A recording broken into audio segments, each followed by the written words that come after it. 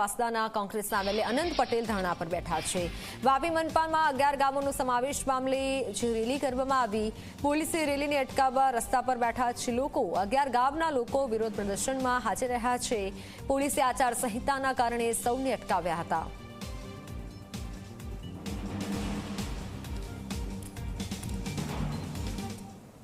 તો નડિયાદમાં બજાર વચ્ચે આવેલી દુકાનના ગોડાઉનમાં ભીષણ આગની ઘટના બની છે। વિકરાળ આગના લાઈવ દ્રશ્યો સામે આવ્યા છે। પાન સેન્ટરનું ગોડાઉન હોવાની શક્યતા છે, પર બજારે ગોડાઉન હોવાની શક્યતાથી સવાલ ઉઠી રહ્યા છે। નડિયાદ ફાયર બ્રિગેડે આગ ઉપર કાબુ મેળવવાના પ્રયાસ પણ હાથ ધર્યા છે।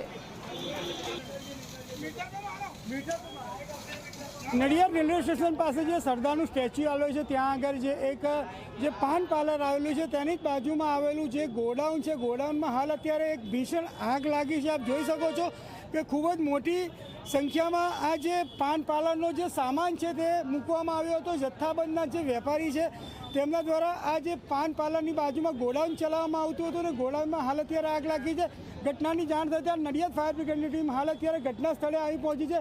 લગભગ જો વાત કરવામાં આવે તો જે રીતે આ જે પહેલાંની જે ધર્મશાળા છે તેને જ આ જે ગોડાઉન બનાવવામાં આવ્યું હતું ને ગોડાઉન હાલ અત્યારે જે બળીને તમામ જે માલ સામાન છે પાન પાર્લરનો તે બળીને ખાખ થઈ ગયો છે। લગભગ ફાયર બ્રિગેડની 2 ટીમો હાલ અત્યારે કાર્યરત છે, પરંતુ જો વાત કરવામાં આવે તો કેવી રીતે આ આગ લાગી તે હજુ સુધી જાણી શકાયું નથી। નચિકેત મહેતા, ઝી 24 કલાક, ખેડા।